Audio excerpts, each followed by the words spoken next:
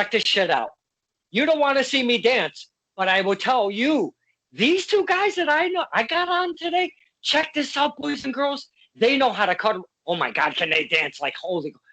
Anywho, we'll talk about that later. This is Stirring the Pot with Don Kincaid and my very special guests. Yes, guests. I have both Team Espana in-house, Jose and Jose B. I am flipping shit. I cannot believe I got Team Espana on our show. Yo, what's going on? Man, you guys are in demand. I don't think you know how in demand Team Espana. The fans effing love. They adore Team Espana. No matter where you go, it could be here, it could be there, it could be over there, it could be New York, it could be Connecticut, it could be Massachusetts, Rhode Island. I've seen you guys all over the place. And man, when that music hits, the people lose their shit. They stand up, they dance. I can't dance for crap, so I don't get up and dance. I apologize for that. I'm as white as they come. I don't know how to move my shit, so I kind of do my hooting and hollering thing. Team Espana, again, thank you. I want to start with this very first thing, though. We're going a little weird time right now. We're all kind of quarantined. There's a little Kincaid. Kincaid. Never mind. That's a joke. Never. I try to lighten it up a little bit. We're all kind of stuck in this weird little thing. Both Team Espana, Jose B, family, let me see if I say this. Familia, Jose B, familia. Everybody okay? Everybody's doing good, man. We're here. We're trapped on the inside, but because of this craziness, Jose and Jose B have kind of come together online, and we're kind of doing something similar with the Team Espana show over on our YouTube account. We kind of talk to various wrestlers, and we essentially go back in time and watch old footage from early in their careers, and we just comment on like crazy stuff and how the wrestling has changed, how the world has changed, and it's a creative outlet for us, similar to what you're doing during these crazy times, because we're all creative people. You know what I mean? We're artists, we're dancers, we're talkers, we're wrestlers, and so we're just trying to kind of have a good time throughout all this. You know what I mean? Absolutely. And I've seen a couple of those episodes. You guys are having a blast on that thing. Now, I would like to, I don't use real names. I think it's very, I don't even know the word I'm trying to find, but as a fan, I could never, ever in a million years call you guys by your real names. Jose B, which is which for the fans, so we can make sure that we can tell each other apart here. Okay, well, I'm Jose, so you're going to notice that I have a pen and a bandana on. And Jose B, for those of you who don't know, Jose B is bigger. So B for bigger. That's right, both in what you can see and what you can't see. Whoa, hey, this is a family show. Even though we like to be open, let's not be showing our Team Espana all hanging out there. But, you guys are a ton of fun no matter where you go. Like I said before, you walk through that curtain, and we talk a lot about character on this show. And your character is over the top, larger than life. The music is loud. The whole thing, the attire, again, very loud. We're here. We're in your face. We're going to have a good time. We're going to dance. We're going to party. And I feel, because anytime I've seen Jose and Jose B together, that's what you try to produce to the fans. Am I correct on saying that? Yeah, man, we are. I hear Jose say it all the time. I've heard it all my life. We're not here for a long time, man. We're here for a good time. That's right. And that's a Team Espana mantra. You know what I mean? No matter where we are, that is the place to be. And if you can't be there with us, that's your loss, not ours. That's right. So whether we're in, like you said, Massachusetts, New Jersey, New York, Connecticut, Pennsylvania, wherever Team Espana is wrestling that night, or wherever we are in the world, we're just there to have a good time, man. And we want everyone to feel that energy. And the more energy we produce, the more energy we could create and just make this big concoction of entertainment. And that's really what it's all about. Yeah. Your energy, it reminds me of some new guys on the scene called Waves and Curls, Trayvon, Jalen. And I know you're familiar with those guys. And again, they're very young, upcoming in their career. You guys have that similar vibe because they walk through the curtain, the crowd loses their shit. They're all dancing, they're all doing their thing. And man, it's that same vibe that I see from both teams. Do you like seeing the younger guys still getting like that? The crowd is so into them, and you're kind of leading that charge around our area. To be honest with you, I don't know if you see that or not. And I know that everybody, you don't you didn't invent dancing and wrestling and all of that shit, but you guys come out, and I don't see too many tag teams do that. Most tag teams, nasty, gnarly, they want to kill people, all of this stuff. Again, the Waves and Curls, Team Espana. Do you like seeing that vibe continue with the younger guys? Yeah, I think for us, wrestling has always been about entertainment. I know for myself, we have always been drawn to, like I said, the entertainment factor. So what we bring to the ring is, hey, like I said before, we're all gonna have a good time. We've shared the ring one time with Waves and Curls, and unfortunately, because of this quarantine and because of this craziness, that's really prevented us from being in the ring with them again. Like we had some stuff behind the scenes set up, some matches set up down the road, Team Espana versus Waves and Curls, and I think those matches were really had the opportunity to kind of be entertaining. And as a fan, you get your money's worth. Like when you go to a wrestling show, it can't all be the same thing. The best wrestling shows are like ice cream shops. If you sell nothing but chocolate ice cream, guess what? I don't like chocolate ice cream, so I guess I'm not going to get my money's worth here. But with Team Espana, we're kind of presenting something that, like you said, a lot of other people aren't doing. We're all about the entertainment factor, having a good time. With that said, once that bell rings and once we've had a good time, we ain't afraid to get down and dirty.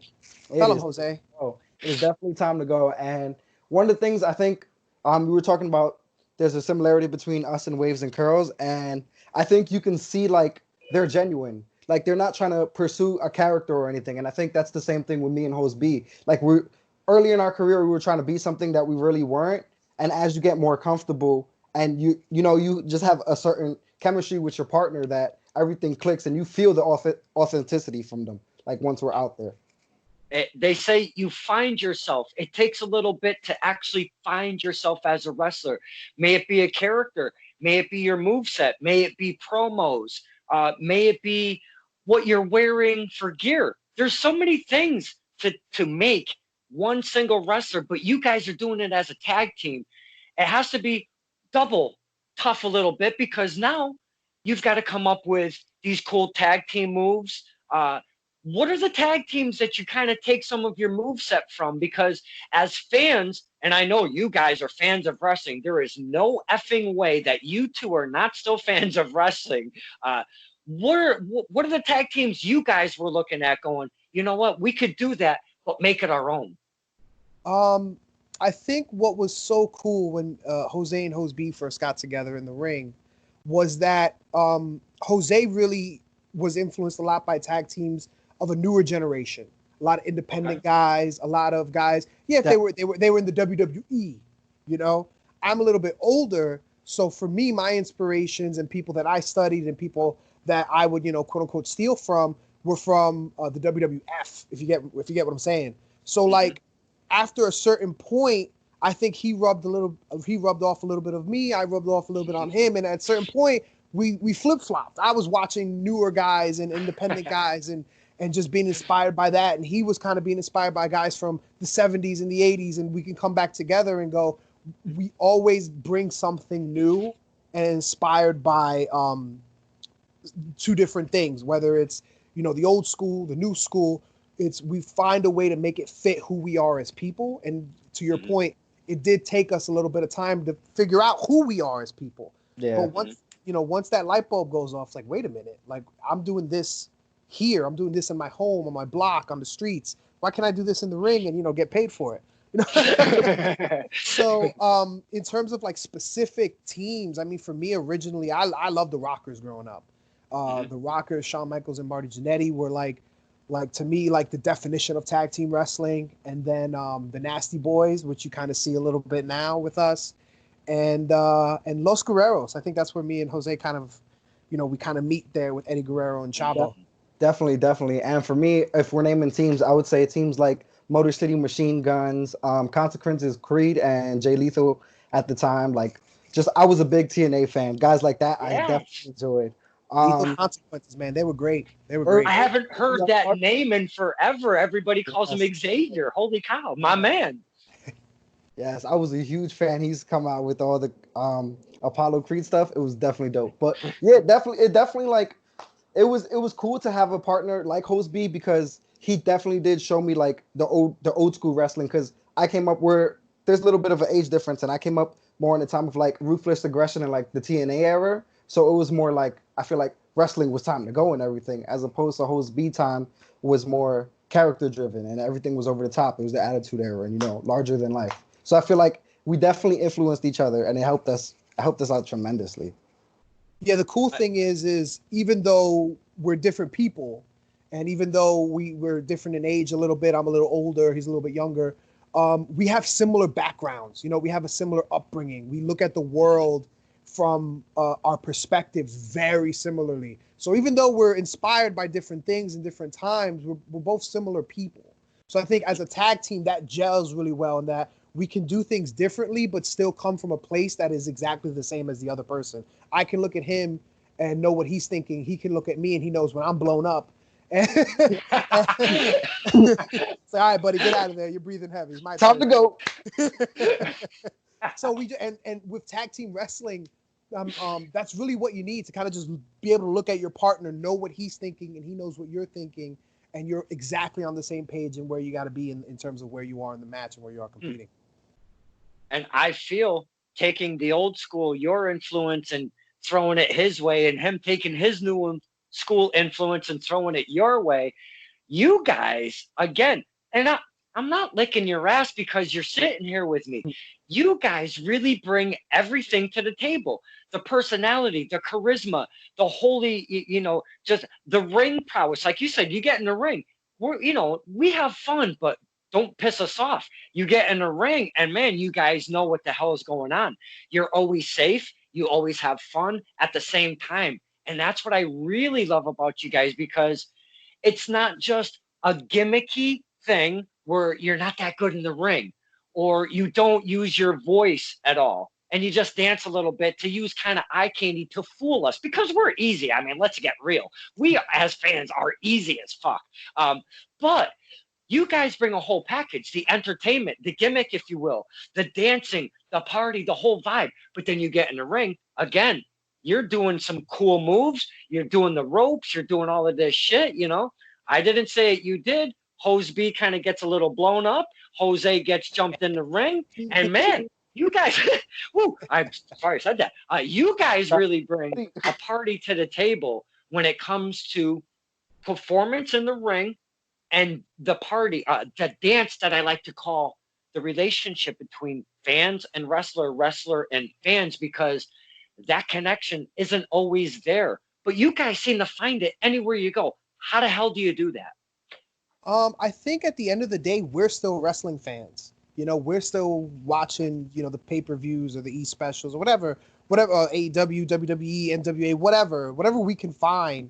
We're still wrestling fans, and we both remember what it was like and what we felt like as fans. And I know for me personally, whenever we're kind of talking about the fight or talking about competing, I kind of picture, okay, if I am a 12-year-old kid, if I'm an 8-year-old kid, if I'm a 20-year-old guy, you know what I mean? What am I seeing right now? Am I entertained by this? Am I having a good time? Am I getting my money's worth? And if the answer is, it could be better, hey, we have to go back and we got to kind of re-strategize here. And so I know he's always kind of getting on me and saying like, hey, did you see this? Like, here's a clip of this from the Cruiserweight, the 205 Live, let's say. And it's like, oh man, like I didn't get a chance to watch it this week, but I'll watch it. So just to hold on to that feeling of, I'm watching people fighting for entertainment. Now on the weekends when it's my turn, how do I pay that forward? How do I go about this? You got to always remember that at the end of the day, if you're not a wrestling fan at our level, why are you doing the drives? Why are you going to work on Monday sore and beat up and bruised and, having to make up whatever lie you have to tell your boss so your boss doesn't look at you funny. So that's, I think, something for us. That's something we always kind of like go back to. Again, the mantra: we're not here for a long time. We're here for a good time. That's right. And I think to dive in like a little deeper and to like open the door a little bit on a closer level in terms of like specific areas we go to, we also keep it a point to try to keep track of how the show's running. We want to do things differently. You also don't want to do the same thing. So we also try to change things up in that aspect too, you know?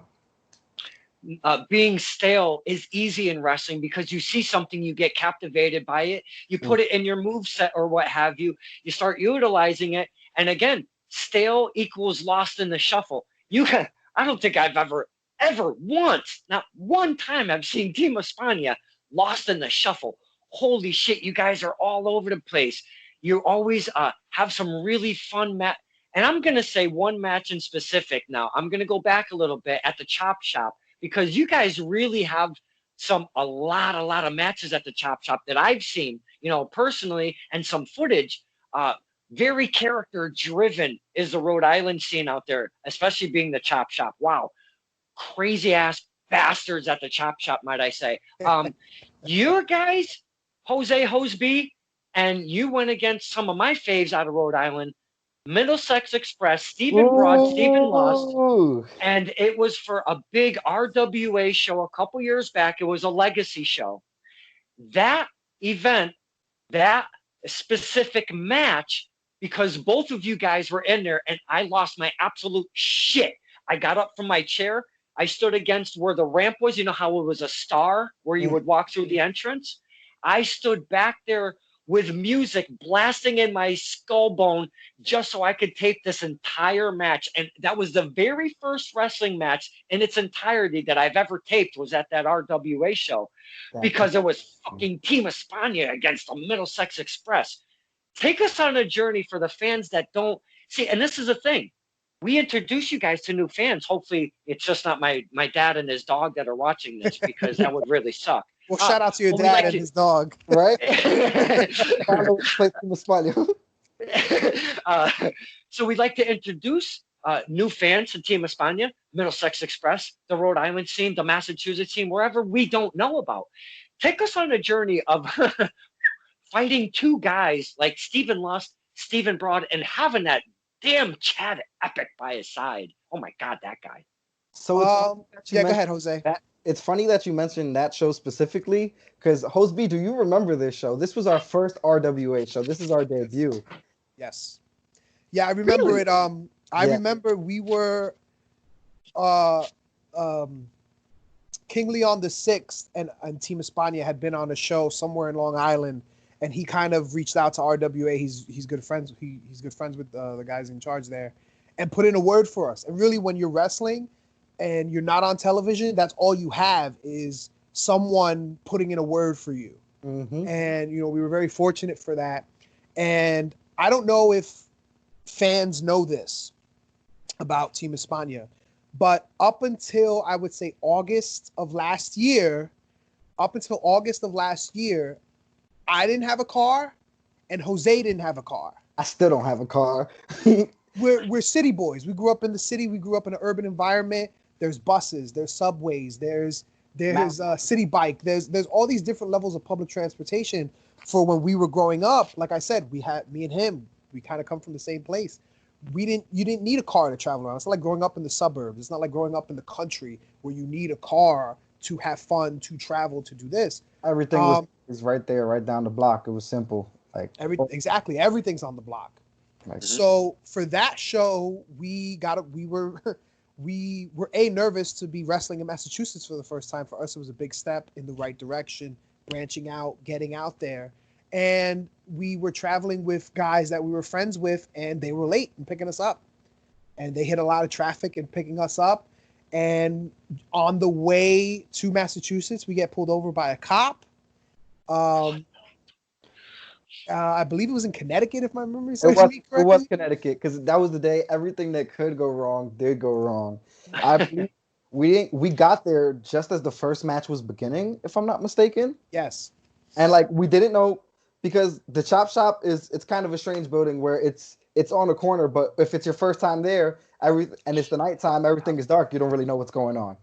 So we were trying to figure out, hey, is there actually a wrestling show going on, or we're being set up? Did we drive this way? What's going on?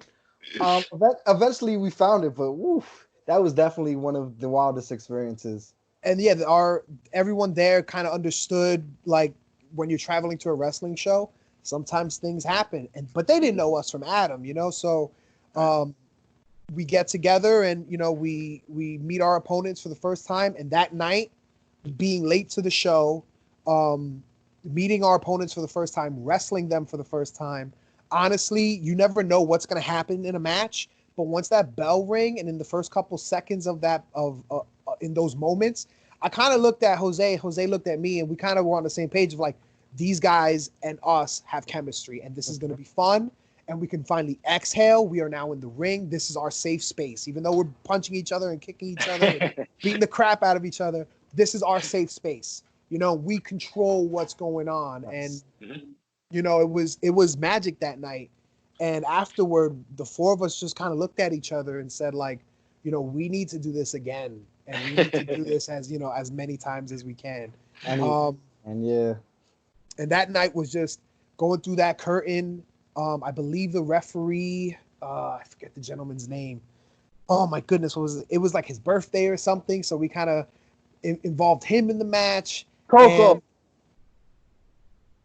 yeah. So yeah. So just the craziness of having this tag team match, having this chemistry with people that they're kind of Massachusetts big mouths, you know what I mean? And we're loudmouth New Yorkers. Yeah. I mean, I guess the New York Yankees and the Boston Red Sox have a rivalry for a reason. But that's what we felt that night, and it was magic. And if they're watching this, hopefully we can do it again, because that was great once this craziness is over. You have used the word magic in that one match twice, and for me, and that's where I really, really fell in love with you guys, because I've seen Middlesex Express in XWA Center previous to discovering the Chop Shop. And as Jose said, that place is a fucking horror scene at night where you have no clue where you're going, and you see the big 225 on the front of that building as you're driving down a cobblestone road in your car in the middle of the night, and then you have to find the door. Like, where is the door? Oh yeah, it's down a dirt driveway. And you're like, wait, what? And then you walk in there, you go down a long hallway, you take a right, and then all of a sudden, son of a bitch, there's a wrestling ring right there. Boom, yeah. It's so crazy, right? Now, my point being, the magic part. It would seem that you and the Middlesex Express both have had match after match and just had that chemistry. You're telling us, the fans, with that most beautiful story. My God, thank you for sharing that. I've tickled me pink inside with that beautiful story. That was the first time yourself and Middlesex Express ever came into the ring together? Yeah, we met them that night. The matches are going on, and we were apologetic because we, even though we party, even though we like to have a good time and be entertaining, Jose and myself, we pride ourselves on our professionalism. Yes, we love to be the first people in that building. We love to be the last people to leave, and put on a show for fans and for wrestlers alike. You want to be entertained. So showing up late, showing up once the show started, to us was this big cardinal sin, and we were very apologetic, and they understood. You could tell at first there was a little bit of, what are you bringing to the table? What am I bringing to the table? And what can I expect from you? What can you expect from me? But like I said, once that bell rang, it was just like, okay, this is gonna be easy, because these guys and us, for some reason, just gel. Yeah. Now, Jose, at that time, if I'm not mistaken, because I can look back at that match and see many different things as we're speaking. If I'm not mistaken, you guys were doing like a soccer theme going on because of the whole world soccer thing was going on. Was that at that time during that match, or no? Or is that different? Yeah, that was actually one of our last towards the end of our run doing the soccer playing gimmick, and I think that was just at a time where we were trying to find ourselves and figure out what we were doing, and that was the outlet that let us. For a long time, it let us be comfortable being as loud and over the top as we are. But yeah, it was definitely. Now, the gimmick, or the characters, if you will, I'm going to talk about the names later, because, God, For oh my word, do those work? You guys are geniuses with just the names alone. Never mind all the other tricks of the trade. But my I bring my dad to all the shows, and he can just he laughs his ass off every time he sees you guys because you bring that entertainment value so hard. You're in our face with that whole cool stuff with it, and you're not corny. I mean, you're corny kooky, but you have fun. And it's not that stupid corny kooky wrestling thing, you know? Mhm. Now, what I'm trying to drive at is this tag team thing you guys got going on. There's no way, I'm assuming, that you've both started, hey, you want to get this tag team together, started wrestling together and training and getting this rolling. Were you singles competitors before this, and how did this all kind of meld together? Well, I'm gonna take this away, Jose. go ahead, please. I got. Thank you for being so gracious. So, but I started before Host B. I started maybe 2 years before. What are you? 5 years in Host B? 2014, I want to say, is when I had my first match. So do the math on that, 5-6 years. Okay, so yeah, I've got. We're gonna say 3 years just because it sounds better. I'm gonna throw that out there. So I am 3 years the elder to Host B in terms of wrestling, although he's 1,000 years older than me in life. I was somebody who was always a tag team wrestler. When I first started, I got together with, you might know him, Hot Dog Starks. Me and Dude, Hot we Dog Starks. love Hot Dog. And I seen your interview. That was a money.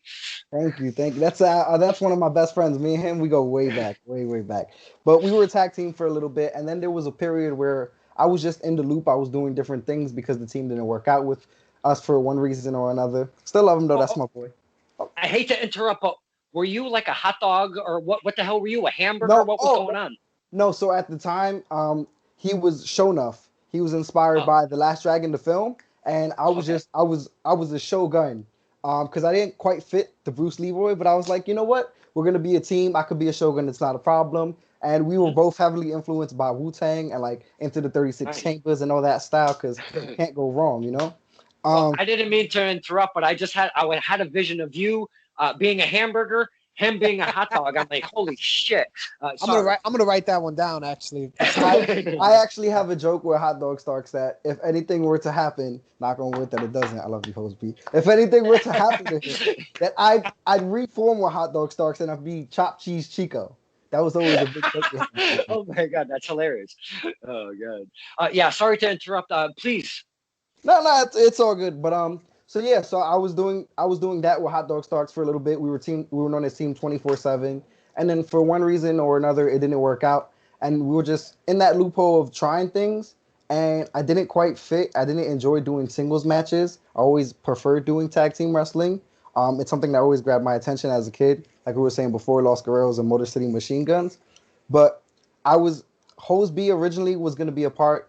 I was told by our trainer at the time, Pat Buck, that I was going to be put in the tag team and we were going to be soccer players. I was given the idea. I was given the plan. Okay. But Hose B wasn't the original Hose B was the problem. It was going to be three of us. Hose B was going to be our goalie. Yes, and originally I was Hose C. Hose C. So the original Hose B, I believe, is a gentleman by the name of Ricky Spanish, who I think he was training there longer than you, Jose, if I remember correctly. No, he actually started a year after me, sir. Really? Yeah, no, I started before everybody. Before all three of you guys. Before everybody. I didn't even know that. And it's funny because I was the youngest person in the school, so maybe TJ joined. TJ Crawford. And by that point I was maybe like 21, 22, so I wasn't that old. But yeah, I was the youngest person for like 3-4 years. That's wow. Crazy. We've had TJ on the show. Amazing talent TJ Crawford is. Wow. Yes. And a good human being. You know, he's a good guy. We enjoy making fun of him wherever we're on the road. So let us continue that journey of the name and the Jose, Hose B, and Hose C. What happened in that whole mix? So they actually, the Jose and the original Hose B, whose name was Ricky Spanish, they had like maybe 2, maybe 3 matches under their belt. And at that point, I'm kind of coming along in my wrestling training where my trainer, we're all trained by the same guy, Pat Buck.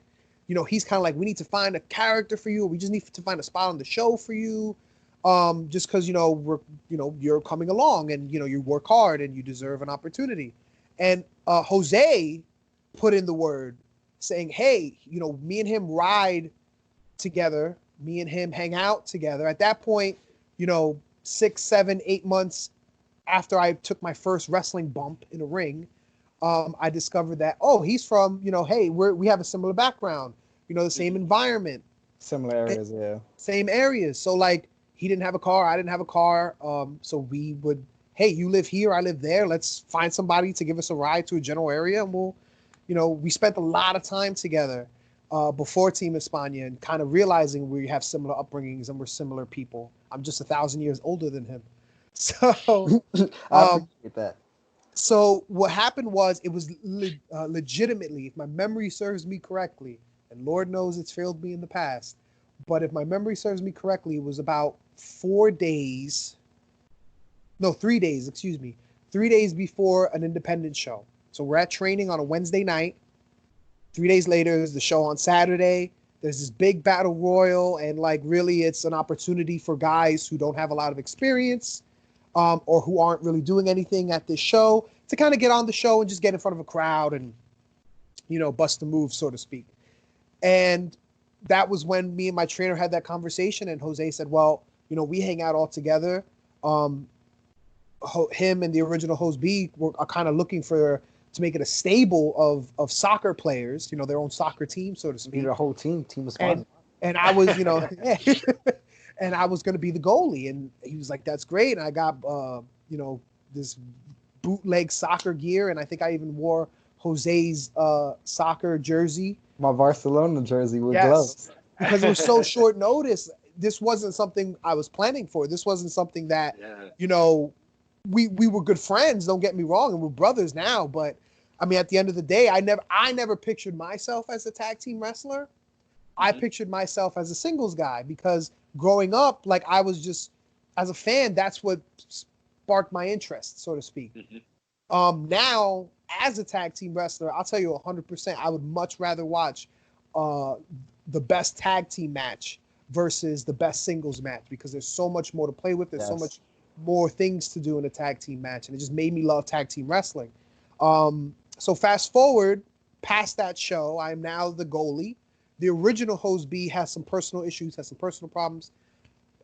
It's not that I don't want to get into it. I don't know. It's not my place to speak. I have no idea what happened. That's okay. He just disappeared. And if I think I've seen him 1 or maybe 2 times after the fact. I had become the new host B, the only host B now. And on my end, there's no ill will. Like, hey man, personal things happen. I get it. It is what it is. If you're watching this, Ricky Spanish, love you and appreciate you wherever you are. And the show must go on though, correct? Exactly. Like, and we just kind of like looked at each other, and like a good tag team, we were on the same page. Like, hey, let's figure out a way to make this work. And it was Jose and Host B, Team Espana. And we just, over time, just gelled and developed moves and didn't really know characters per se, but, we just kind of looked at each other and said, hey, let's, at one point, at the end of that soccer run, this is maybe, 3 years later, we just kind of looked at each other and said, we're so much more than just soccer players. Yeah. It's a great aesthetic. It's a great way to catch people's attention. Like, oh, I've never seen that before. But you then kind of put yourself in a box and you then kind of realize, well, I want to do more, but this gimmick, this character really isn't letting me do more. At some point, it pigeonholes you. You can only do so much with the character. Right, because then you find yourself like in the movies, stereotyped. And like you said, you only have so much room to breathe with these characters. You can only do so many soccer spoofs and all of that stuff. There's only so many tricks in the bag that you can pull out to do, one specific gimmick. But now you guys just seem to be a little more versatile. Your gear, it changes with a little bit of time. You've got a few more looks. Is that what we would call the evolution of the characters of Team Espana? Could I say that's correct? Oh yeah, most Yeah. definitely. I think we just kind of looked at each other and said, "Who are we as people?" And like we're two hooligans from the block. You know what I mean? Like we're troublemakers, but we also are entertaining and we're loud and Well, wow, like you that's the play you best way to put it. you play any song on the jukebox and my man, we just start dancing, whether we're drinking, whether we're just you know on juice or alcohol or whatever, the devil's lettuce, it doesn't matter. We here. You We know, gonna have like a good time. We gonna have it's fun. just who we are as people. Like again, the mantra: we're not here for a long time. We're here for a good time. And our friends, I would have to say, for me and him, our friends always, always, always, always told us who you guys are behind the scenes and who you guys are in real life. You need to figure out a way to put that on the screen and put that in the ring and put that into your characters. And one thing led to another, and we went from soccer shorts and jerseys to jumpsuits because, people in jumpsuits are cool. Definitely. Now, Jose, the way that it's evolved, I have not seen you stop smiling since we've talked, and I love it. You have a gorgeous smile. Oh my God! Now, Thank you, sir. Thank you. the evolution of the gear and maybe the way you react to the crowd now, you don't have to be in that bubble of the soccer thing. A lot more creativity now. You guys got to be having a lot more fun, I would think. I mean, not that you weren't before, but I mean, just a little bit more fun, no? Oh, definitely. We are definitely having a lot more fun than we used to because I think going back to what we were saying before, like being pigeonholed for so long, it felt like every time we had to go out there, it was like, okay, how can we fit soccer things into this? And like after a while, it's like, oh, you're those soccer guys, but we want it to be something. You want to be something more than just the soccer guys, you know? So yeah, it's just being able to be more creative and having that like level where it's like, okay, we can be funny, but now we can also wrestle. Like, let's go and wrestle now and show the people that we're much more than a one-trick pony. Yes, I use that term. But yeah, now, like it's just I don't know. I just love wrestling. It's a great time. now, I always try to gauge with everybody that I talk to on these, and I know it's a repetitive question from interview to interview, and repetitive isn't the best for interviews, but this one specifically, I like to throw out there. The relationship that I talked about, the little dance between fan wrestler, wrestler fan. Did you guys hear us right away as a tag team? Because never mind being a singles wrestler, but now when you're coming together as a tag team, you have to develop an ear for what you want to do. And are we responding to that? And if we are you hearing us utilizing it to your advantage? Because I think it seems from my vantage point right now, you guys seem to do that very naturally. So was it something that had to be worked on? Or was it something that just kind of came naturally, hearing us when we react to you guys? It was definitely something that had to be worked on. I think the first couple of years we were going through phases of trying things out and seeing what happens, like just sticking things to the wall. It was a lot of trial and error. I think Hoseby would agree with me. Oh, I definitely would agree with you. It was definitely a time, the first, I don't know, maybe 2, 3 years as a tag team and going on the independents and performing in front of different people and just really just looking at each other and just going, hey, like I don't know what's gonna happen and whatever happens, happens, and let's figure out a way to communicate with each other, And while me and him can look at now, we can look at each other and know exactly what the other person is thinking. In the beginning, there was some miscommunications, but there was a spark of that, which is kind of you need to invest in that. You need to invest in that communication. And really, once we kind of delved into it, once we kind of figured it out as human beings and as wrestlers, at that point, we stopped listening to each other. And I would definitely say in the last 2 years, we kind of have stopped. I don't want to say listening to each other. We've stopped worrying about that communication, and we started to listen more to the fans and go, you know what? This equals that. This will equal that. That will equal this. And they're not, we want them to go left, but they, for some reason, want to go right tonight. So you know what? Let's Guess go what we're right. going, bro? We're going right. Let's go right. But that's what we do. Again, we're very easy, and I've spoken to many of the men and women on this show. We kind of take your character in a direction that you didn't expect sometimes when you come walking out of the curtain. Like you said, you want to go left, but we're making you take a right. So we kind of almost, that dance between us, we almost have just a little bit of not power, because that's not the right word, but a little edge on, okay, whoa, wait, this is gonna work? Well, son of a bitch, maybe we should just try this, see where it goes, and then it ends up working really well, you know?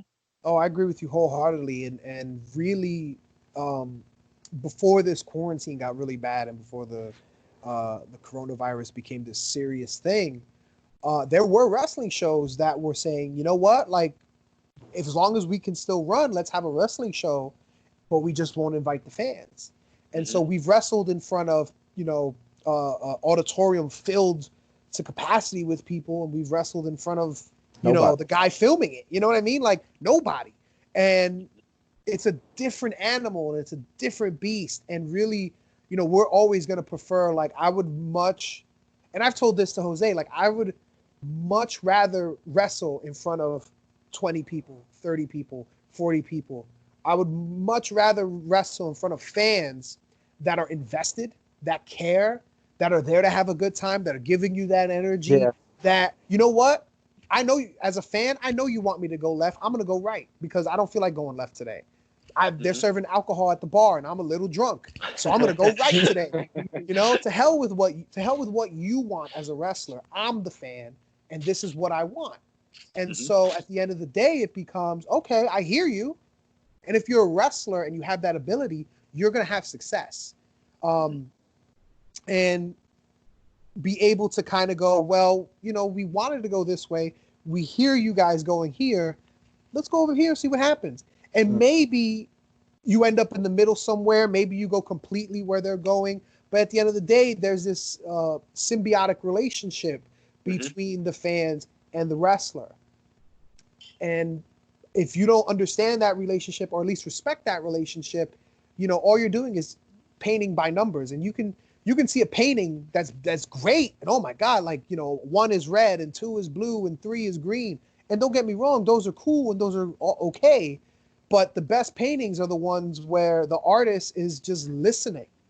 You know Mm. what I mean? And matches are like that. Absolutely. You have to paint by the emotion. You have to paint by the feeling in the crowd.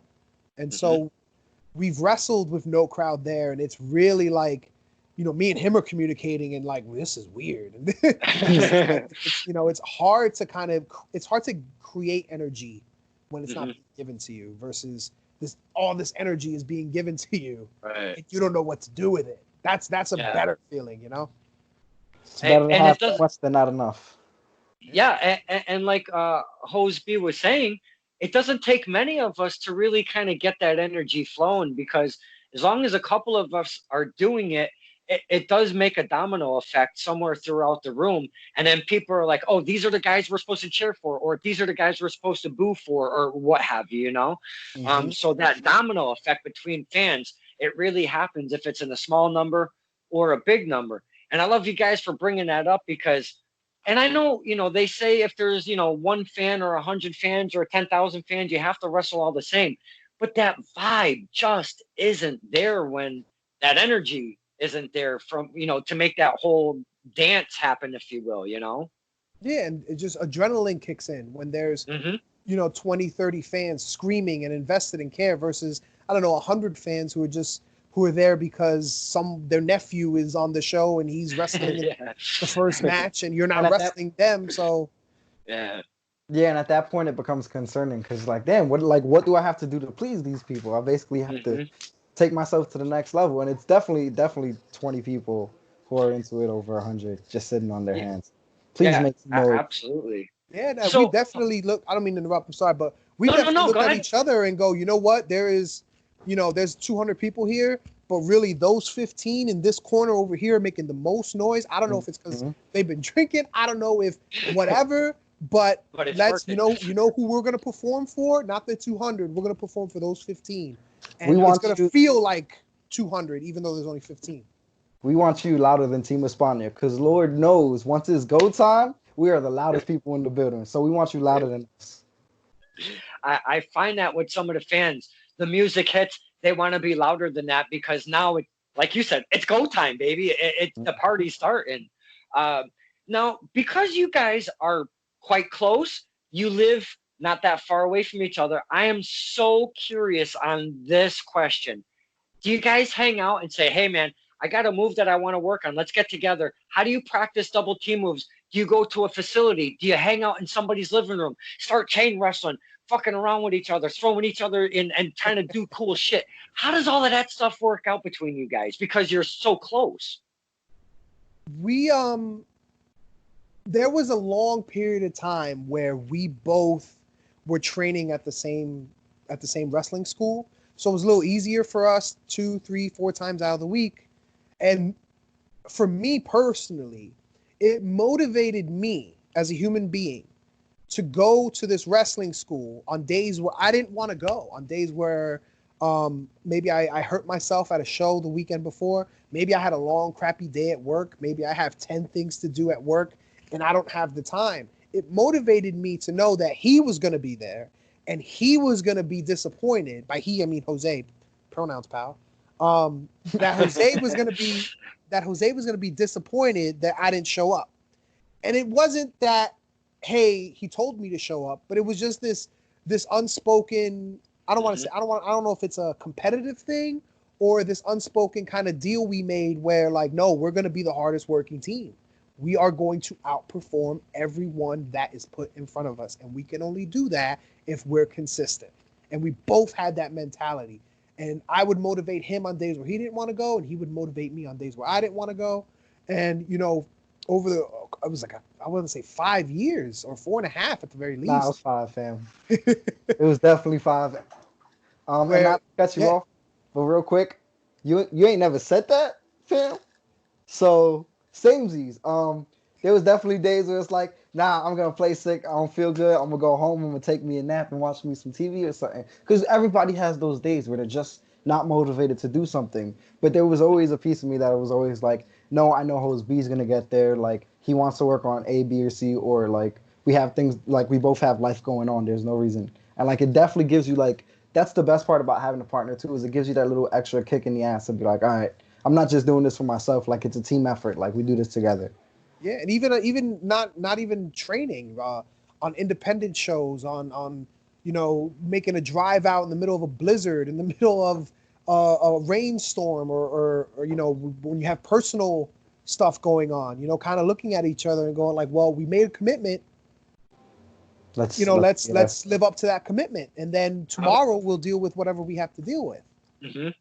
I'm sure in wrestling, especially with as much as you guys have driven over the course of your short career, because 5 years is really not that long of a career at all. You know, 4 years, whatever it's been, that's not that long in wrestling. It is a little bit, but really not really, you know. So in your short career, man, you guys have been traveling a lot. And what I like to do for all of us fans, and we all get a kick out of it. Hopefully you can share a little bit. Now, on the road, and I know you don't have a car, things, you know, life takes us in different directions, but there's got to be road stories of some kind that you guys are, you know, see, look at him. He's laughing. See that smile? I can see it. There's road stories that we all have that they don't have to be dirty. They don't have to be personal, but they just have to be fun to share with us, with the fans. Maybe 1 or 2 or 7 or 12, as many as you want to give us. Could we talk about some of that? Should I mention Jose? This is a question to you. Do I tell these people why that there's a group of wrestlers that refuse to get into a car with me if I am driving to North Carolina? This is why we were a team, because the minute he said that, I was smiling for the same exact reason. I was like, oh, I got the perfect story. But no, go ahead. Yeah, this is your story. Go ahead, tell your tale. So the first time that we ever got booked in North Carolina was for promotion, UPWA. Great promotion, professionals down there. And North Carolina is just beautiful, just driving there and the scenery and everything. But it's a long drive. It is. As I mentioned earlier, up until August of last year, Team Espana did not have a car. This happened 3 years ago. So we get into a car with other wrestlers, and these guys are like family. Delroy, the Black Stallion, Delroy Alexander was driving. It was his rental car. And a couple other people were in there, but I know for a fact Delroy was there, and he's one of my best friends in the business. He was at my wedding, just a gentleman's gentleman, and we leave in the middle of the night from New York, going down south to North Carolina, 7-hour drive, maybe 8-hour drive, something like that, and we all kind of like, we're all gonna stay up and keep. Your job is to keep the driver awake. Right, yeah. That's your one job, to keep the driver awake. And throughout the course of the night, everyone's kind of nodding off. I nodded off myself. I think I got maybe 20 minutes sleep. And so the sun's starting to come up. We are 3 hours away from our destination. And I see Delroy, who's been up the whole time driving, nodding off, nodding off.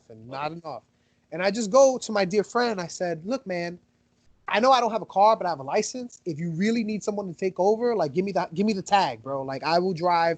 We're only about 3 hours out.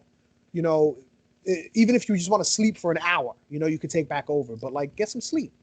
He goes, all right. When we need to get gas, we'll switch. So a couple minutes go by, whatever. We go get gas.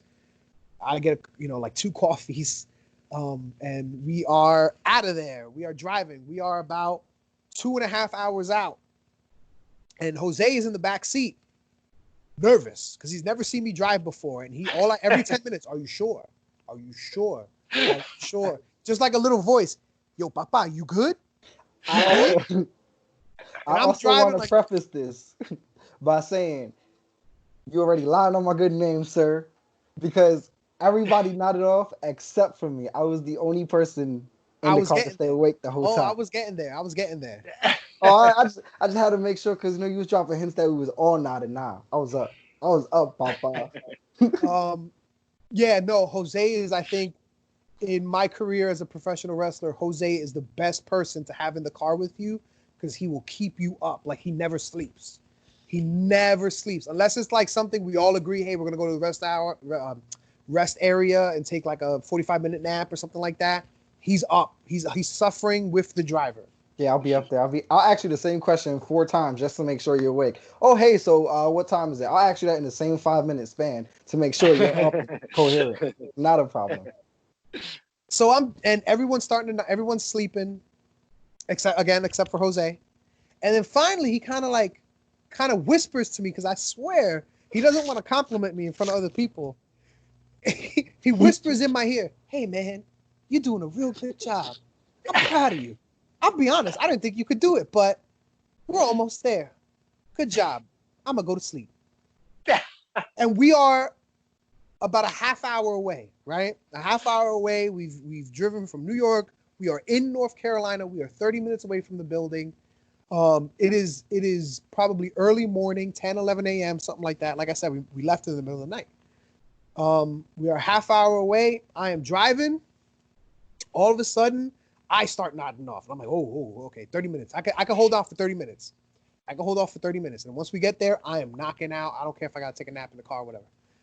All of a sudden, someone who's sleeping in the back seat just goes, Jose B, can you lower the window? Can you lower the window? It's a little hot in here. So I'm driving, not thinking. And I went, what did you say? Lower the window? I got you. I lower the window. Look back again. Are you comfortable? Okay.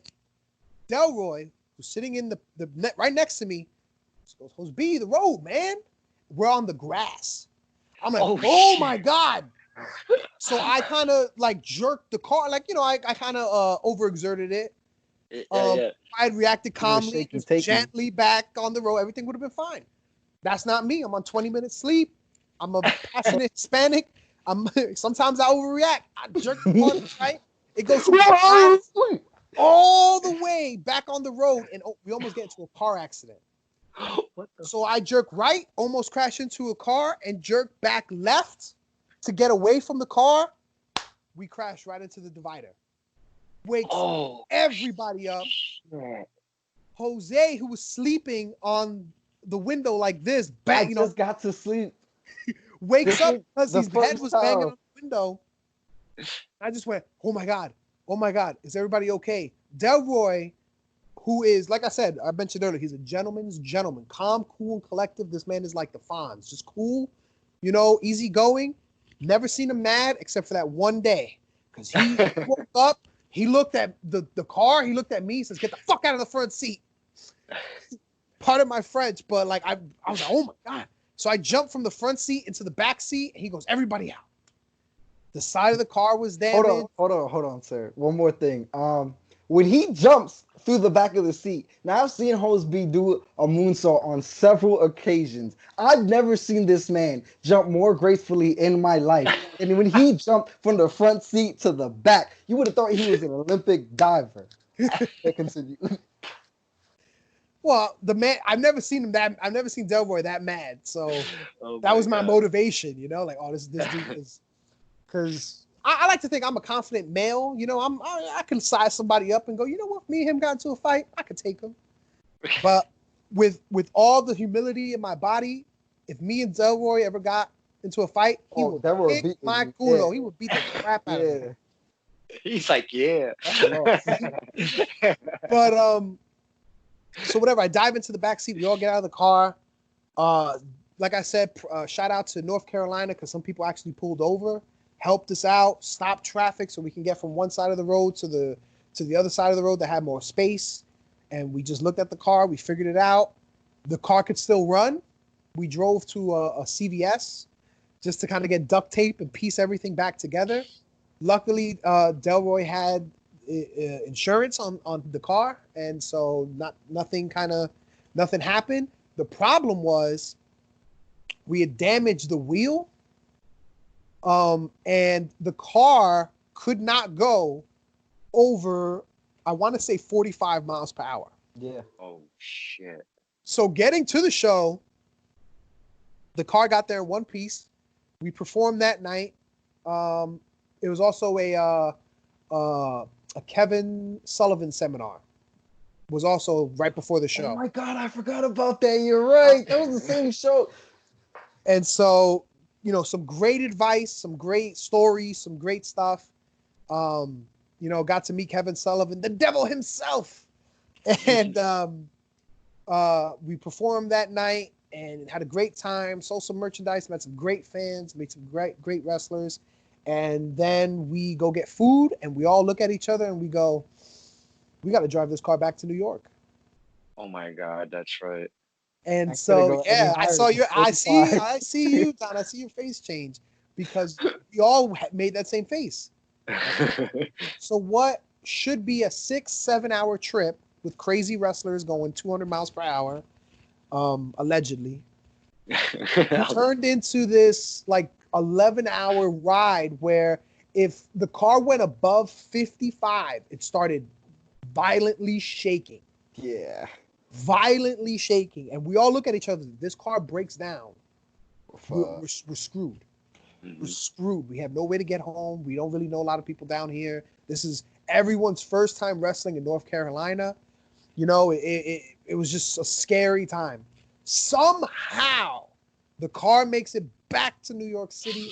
I told Delroy, I said, look, man, if they charge you anything, you let me know what it is. I'll pay for it no matter what the price is. I'll figure out a way to get the money. This is my fault. You know, I will pay you whatever it is. If they charge you anything. If. Well, Delroy's a charismatic human being. You know what I mean? He could tell the insurance company, man, I found a car like that, man. He is. Yeah. But yeah, luckily, like nothing. He told me like they didn't really kind of charge him extra for anything. You know, he wasn't penalized for anything. And I look at it as, you know, what could have been this horrific, tragic thing ends up being a funny road story. You know, so to this day, this was like maybe 3 years ago, something like that. To this day, there's a group of wrestlers in New York and New Jersey that if they know I'm driving, they will not get in the car. Yeah, that's an ongoing thing. Hoseby behind the wheel is a very scary moment. But then he got a car, and you know, by the grace of our good Lord, he takes the wheel when we get to every show so far. And yeah, I purchased the car in August. And my wife helped me out with that, and we're in the suburbs now, so we're not in the city. So now we Hey, and you the I cul-de-sac purchased the kid car. now. So I remember it was like maybe a week after I purchased the car. It was the weekend before I got the car. That next Saturday or Friday or something like that, Team Espana has a show. Now, normally we would hit up people. Hey, are you on the show? Can I meet you someplace? Let's drive here. We'll pay for gas. We'll pay for food, whatever, right? Because if someone is driving you to a show, we believe you should be gracious and pay for tolls or Something. food or gas or something, right? You shouldn't ride to a show for free. Pay it forward. Exactly. And we've been in cars with people who have done that, and we both look at each other and go, never again. Not naming names, but I picked him up from his apartment complex, and he goes, "Oh God, you're driving." And I go, "Jose, if we survive this one, we could survive them all." We drove from New York to Connecticut, I think it was, for Paradise Alley Pro Wrestling. Yeah, it was the We got PAPW there, show. we got there safe and sound, and we got back safe and sound, and I was like, "Oh my God, we survived." I think I told you when we got back to my place, like after the show, I was like, Hose B, we're gonna take over the world. And then I just left the car. Knowing Jose, I know he is a very loud Hispanic. So, first time driving really out of state, I just look at him, I go, you can't scream. Because if you scream, my ADD is gonna kick in, and I'm gonna turn to you, and I'm not gonna be focusing on the road, and we're gonna have a North Carolina trip all over again. I'm loud and all over the place. I can't help it. It's a bad habit. So he goes, "Oh man, I really wanted to listen to this Mets game." I go, "If you listen to this Mets game, you're gonna be screaming every pitch." Like, no, wait till we get there. I think he only screamed like 2 or 3 times. I would just give him, I'd wait till traffic, it was like rush hour, so we were stuck in traffic. So I'd wait till the car stopped, and I just look at him. I was like, "You gotta stop screaming. I will kill us both." If you ever want me to lose it, either show me a Knicks game in which the Knicks are doing extremely terrible, or show me a Mets game in which they're doing extremely terrible. I will not know how to act in either situation. I have seen this man I have seen Jose in the back of a car watch the Knicks game on his phone or listen to it on the radio, whatever, get so mad that he punches the back seat or the back of the front seat in front of him. Boom. Just gets violent. Like, hey man, it's okay. I'm not allowed to watch games during wrestling shows. Oh my God. That story alone, just that one little story, was worth everything getting you guys on, no matter whatever else we talked about. And those are the things that I love when you men and women share with us, the fans, that we wouldn't be able to hear hanging out at a show and having a good time with Jose and Jose B. But there's no way that fans are going to hear a road story like that by hanging out at a show. So my goodness, you two were an absolute delight today. You guys are fan-effing-tastic, man. Thank you so much for coming on today. Oh man, thank you for having us, man. We really appreciate this, and just kind of, chit-chatting, telling stories, and talking about us and talking about wrestling, and that's why we do it. We all love wrestling, so and it's always fun to get together. Like anytime I get to hang out with Host B, I get to hang out with Don. It's a good time, Now, I thank you for that, because not everybody likes to hang out with me, because like Ref Bill Thompson, he likes to kick me in my shin all the time and shit like that. Yeah, he's a jackass. We've got this weird relationship going on. It's kind of weird. It's still blossoming. That's what happens. Me and Host B went through a phase like that, where we'd do things and then it had to stop. Yes, and I'll tell you a side story about Ref Bill Thompson. What he does to you, House of Pain does to him.